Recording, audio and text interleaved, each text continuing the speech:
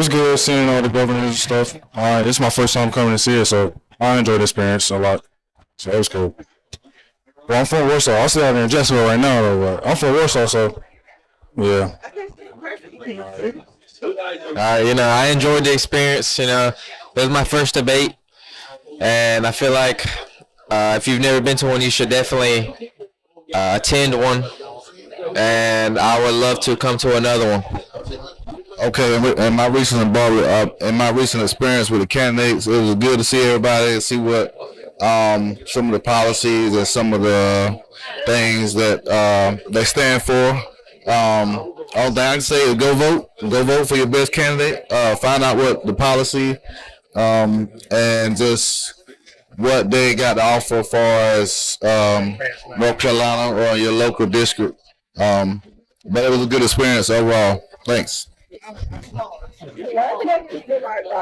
how are you doing? Good. I am great. My name is Tamika Robinson. Yes, ma'am. I'm with 18 Studios out of Clinton, North Carolina. Yes, ma'am. We are a national media production company. Yes, ma'am. So I just want to get a few, questions with you. Sure. All right. So my first question for you is, how is your trickle-down effect politics going to help North Carolina be better? So I'm not really sure what you mean by trickle-down politics. I mean your priorities and the policies that you would like to see set for the state of North Carolina. How are they going to trickle down and affect us in a positive way? So the things that we talked about in there, when we talked about those 5 pillars and talked about those agencies, one of the things that attracts businesses to a state is the health of its state agencies. For example, I'll give you a quick example. We had a long-term employer here in a small county that was expanded. They had been courted by states all across the nation to relocate out of their county. Well, they chose to stay in North Carolina. The problem was they couldn't get something as simple as a water line run to their factory quick enough. That's the kind of things that I'm talking about when you're talking about having a governor that's deeply involved with state agencies and making sure those state agencies are healthy, so that when businesses like that decide to keep their roots here, decide to expand, they don't have to call their senator or their House member.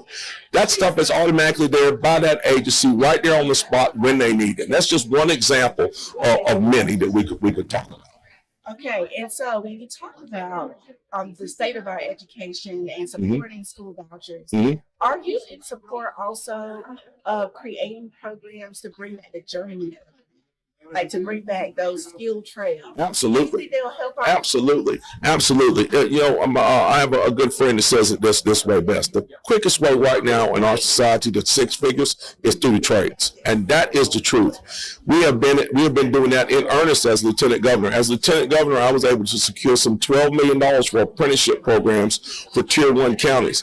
I now know people who are the beneficiaries of those apprenticeships, and they are now making close to, if not 6 figures in their professions. It works, and we are expanding that. We have a great community college system right now in this state. We need to continue to pour into that community college system so that young people can come out of high school, move into community colleges, come out without debt, and come into great professions, making big dollars, having great careers. And that's the whole goal here. The goal K through 12 should be to get our students career ready no matter what they choose. So, controversy, it follows us no matter who we are, no matter what level we are. How are you dealing with that, and how are you planning to overcome it for the election? Okay, so we've already turned that over to our lawyer. We've hired a lawyer at the national level who's taken that case. There should be some movement on that this week, some big movement on that this week, and I have no doubt they're going to bring that to a satisfied conclusion. But we did that because we were bound and determined not to get thrown off track here. It's like I said in there, what we need to be focused on in this election is not innuendos, rumors, and lies and tabloid trash from 15 years ago. We need to be focused on the issues that are going to actually affect people in the future, affect people right now. And that's what we, by and large, have kept our minds on. Our lawyer is handling that case. We're handling our campaign and simultaneously working with the people of the rest of North Carolina to make sure they're ready for the winter and make sure that they can get out and vote. They're not disenfranchised. Thank you so much. I really appreciate it. Thank you. Nice to meet you. Appreciate you very much. Yes, ma'am.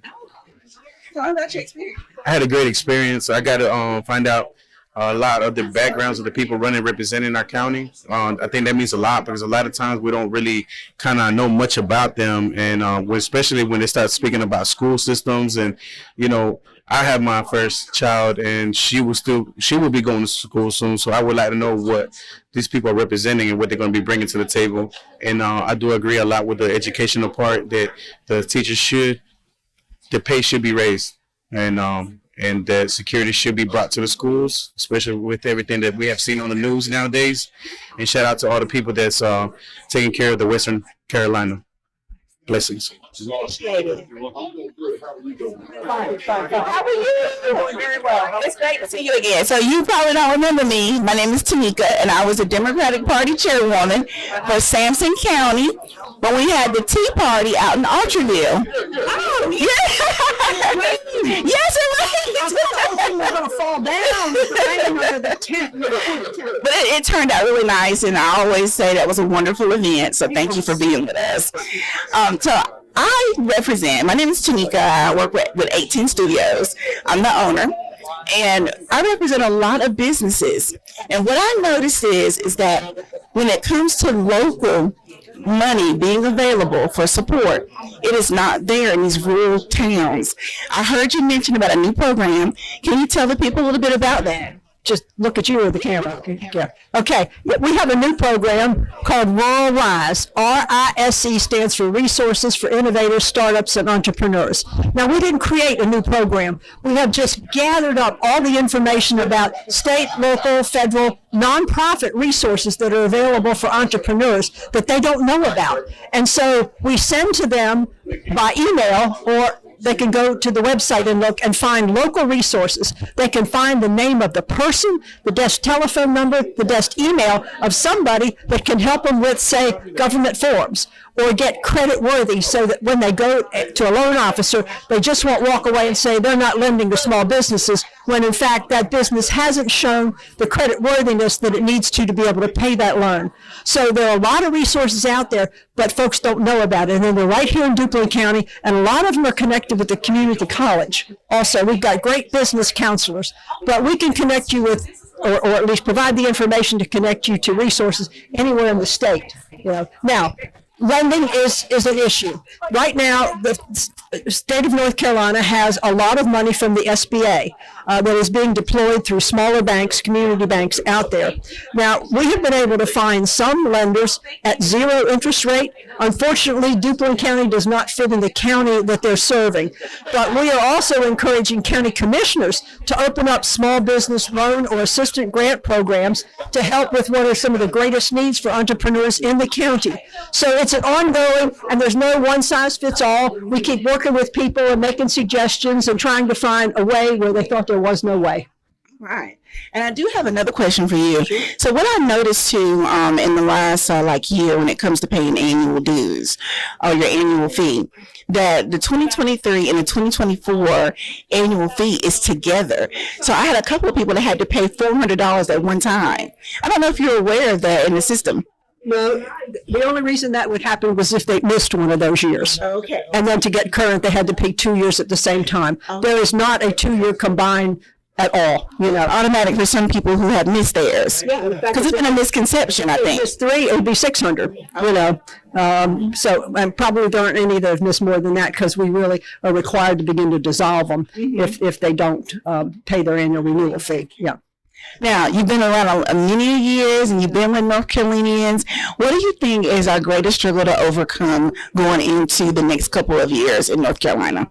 Well, the answer to that changed just this past week. I mean, the recovery in Western North Carolina is going to be a horrendous financial, even if we don't put any money in, and we're going to put money in, but the loss of the sales tax, the loss of the property taxes, all of those tax bases are wiped away in Western North Carolina. So we all have to go to the drawing room table and regroup how we approach this. Fortunately, there will be federal funds coming in. There will be other independent funds coming in, and the state of North Carolina is going to be having to work up several packages of relief, and that's going to change dramatically our state budget for many, many years. The income's going to be down, and the need's going to be greater. Yes. So I think that we're going to have to all pull together and share our resources. I know that the state has a surplus of funds, that hopefully we'll be able to disperse to help those people, along with the Surplus, and we have a hefty rainy day fund, but the need is even deeper than the surplus and the rainy day fund. I can imagine. So I'm going to miss my Bryson City as it was. Oh, I love to go to Bryson City. I like Swain County and stay at the Calhoun Inn frequently. I know the owners there, and they have the only Horace Kepler library in the whole country, and he is the person that really founded the National Park Service, or at least agitated the government until they started it. So, it's an interesting place. Well, we all hope that North Carolina recovers, and thank you for being a great leader and staying with us all these years. Thank you. We appreciate you. You're very welcome. Thank Thanks. you. Okay. Be safe. Bye-bye. Yep. Hello, it's Morrow. Come on over. How are you? What's your name? Good. My name is Tamika Robinson. Hi, very nice to meet you. I'm with 18 Studios, and we're a media company out of North Carolina, out of Clinton, North Carolina. All right. So I want to know what separates you from the current incumbent for the state superintendent office. One of the biggest concerns that people had was kind of what I talked about tonight, is that they did not feel like they had a voice in the system, that when they would go to her, that's not my job, I can't do anything about it. And I think as an elected official, I represent every person and every student and every family. And so it's important that if I can't do something within my job description, I need to find the person who can, so that everybody feels heard and everybody is getting the education that they so desperately need. So how do you feel about the state? Well, Ms. Marshall just said that the surplus in the rainy day fund, definitely we're going to be using that to help, our western neighbors. Yeah. But because we have those in place, how can some of that money be redirected to help our state teachers get better pay and more programming and support? I have to tell you, I think that once we do an audit and we find out where the money is actually going, I think we're going to find that we have the finances to be able to pay our teachers well. And that's one of my priorities. We need to be focused on the boots on the ground, right? The people that are with our children every single day in and day out, and they need what they need first and foremost. And if we have to get rid of special interest groups and bureaucratic positions, administrative positions, then that's what we're going to need to do, because it's time. I was an emergency room nurse for years, and I tell people I'm very gifted at figuring out what the life-threatening issue is and dealing with it. And I do feel like we're at a crisis point in our education system, so we have to go to what is the life-saving issue in education, and that is making sure our students and our boots-on-the-ground staff have everything that they need to ensure that our children are getting the services and they're getting the education and the life skills to be successful as adults. And so how can we support communities with programs for journeymen, for skilled trades? How do you feel about that? What's your stance? And do you see yourself, if you were elected, putting money into those programs? Absolutely. It has been awesome. I've been to 5 different CTE programs throughout the state, and I am so impressed at what is happening. And what we need to do is duplicate what's already working, because we really do have some great opportunities. One of my focal points is that every junior and senior in North Carolina should have an opportunity for a paid work study program, an internship. And when we partner with businesses, we can ask the businesses what they need. And when you're looking at like Duplin County, what can we do with agriculture, right? Like what businesses would be drawn to this area if we were preparing the next workers, the next employees. And that's what we need to be looking at. And we need to be asking the people that are here, what do you need and how can we partner and look through, what's already happening in our state or in other states. And I'm excited because I think that we are in the greatest state in the union.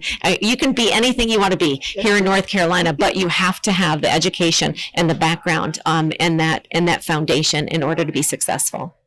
And one last question for you. So I am the co-chair of the Black English Language Professionals Group International with TESOL. I am a licensed ESL teacher for over 25 years. So what is going to be in place to support our ESL learners, our second language learners. How do you feel about that, and how do you plan to support them? Not everybody knows that my husband and I actually were missionaries in Mexico for 4 years. Our first 3 children were born in Mexico City. And so I have a real heart for those that are coming to our nation and don't speak English, because I went to Mexico and I didn't speak Spanish. And so I understand how that is. And I think we need to, it's kind of twofold, because we not only do we need to help our children to not only get conversational English, but they need academic English. And so I would love to see that we work with those that are dealing with higher level learning, that every teacher now coming out with an education degree, they should have the training to handle EL, our exceptional learners, as well as our ESL learners, because we're not getting less of those needs, right? We're only increasing those needs. The other thing we need to look at is potentially if a student comes to our country and does not read and speak English and write English, maybe we focus on the first semester of the first year only in English language learning, right? You can do the specials, you can participate with other issues, but maybe we wait on those core classes so we're not putting that burden on our teachers. Yes, because we're really lacking in our ESL teachers, in our EL, our special needs classrooms, and it's just not fair, because we're asking teachers to deal with children that don't speak English all the way up to, those with behavioral issues, developmental delays. Sometimes they're together. That's exactly right. And traditional learners as well as your gifted and talented. And so we really need to look at how we're going to make sure that everyone is getting absolutely what they need, and the teachers feel like they're supported and that they want to stay in it. We have a huge turnover with those teachers between 1 to 3 years, and we've got to give them mentoring. We've got to give them the training so that they want to stay in there and they feel successful. Perfect. Well, it's great to meet you. Yeah, Thank you so great much, to Ms. Morrow. Thank you so much. And good luck on your campaign. Thank you. I appreciate that. With this for you. Yes. Okay. Well, Wonderful. I was able to give you one earlier. Okay. Perfect. Thank you so much. Be safe. Appreciate it. Okay. Thank you. You're welcome. My name is Mr. James W. Smith. I'm the president of the Duplin County NAACP. Yes. Yes. Okay. So how do you see your role as a nonpartisan leader in this pretentious election? How are you helping folks to get ready for November the 5th?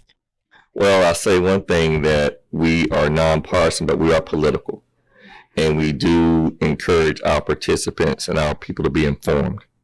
And voting rights is not a Democratic issue or Republican issue. It's an American issue.